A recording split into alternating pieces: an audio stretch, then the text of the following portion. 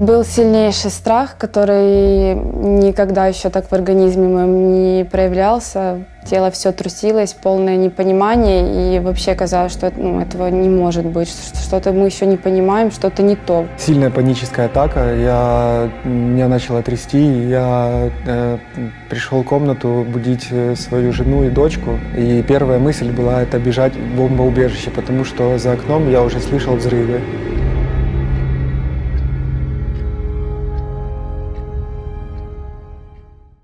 Меня зовут Дима Белый, я живу в городе Буча, Киевская область. Тут же я создал семью, уже 7 лет, как я женат.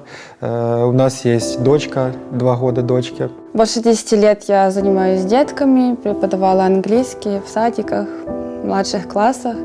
И за месяц до войны открыла свой садик. Свою жизнь я связал с профессией телеоператора. На телеканале «Надия», Hope Channel Ukraine, я работал оператором-постановщиком. Такое служение у меня было. Буча – классный город для молодых семей. Там очень много было молодых семей, которые строили свою жизнь, дома, квартиры, обустраивались, рожали деток и жили счастливо.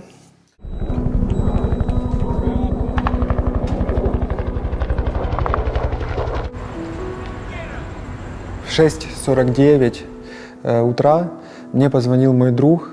Он говорит, кажется, все начинается. Я говорю, что? Война. И в этот же момент мы услышали уже взрывы на улице. Первый раз в жизни начала задыхаться. Я не могла с собой совладать, потому что, ты открытая мишень. Ты не знаешь, куда тебе бежать. Вот здесь взрывы идут.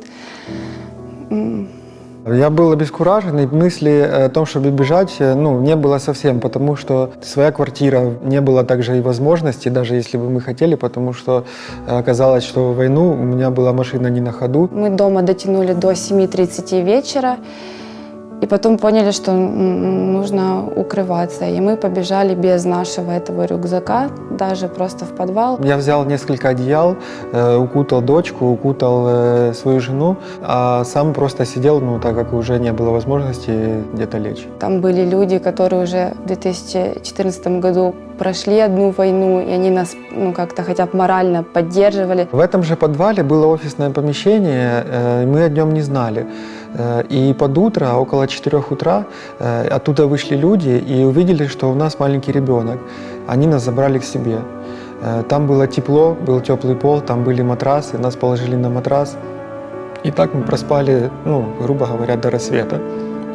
Уже на второй день прямо под моим домом была разбитая колонна техники. Там были остатки просто, людей, просто остатки. Для нас было важно сохранить, насколько это было возможно, психическое стабильное состояние нашей дочери. 8 дней с Божьей помощью мы там провели. Правда, на 3-й день уже у нас не было света, и там стало холодно. Постоянно мы слышали выстрелы артиллерии, постоянно мы слышали автоматные, пулеметные очереди. И мы очень сильно по этому поводу молились, как можно выехать. В один конкретный момент я понял, когда в нашу жизнь вмешался Бог.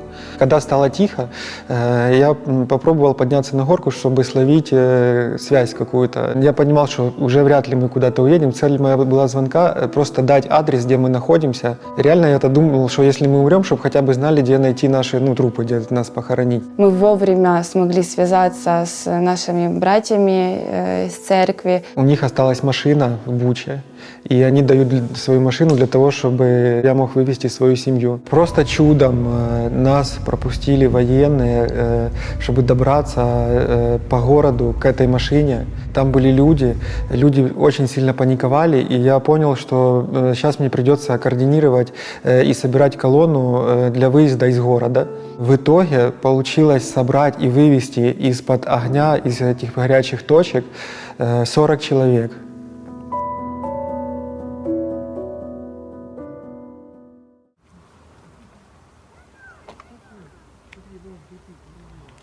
Мои чувства сейчас очень смешанные, потому что еще даже не полные сутки, как мы в безопасности.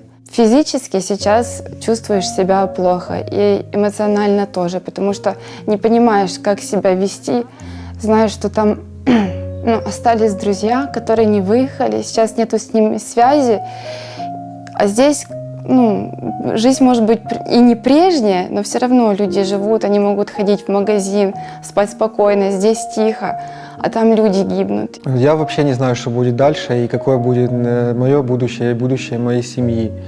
Мы лишились всего. Очень пугает эта неопределенность, безысходность, вот это насильственное смирение. Я пока не могу поверить, что я не вернусь к себе домой, что мой ребенок не увидит свои игрушки, которые куплены с любовью специально для нее.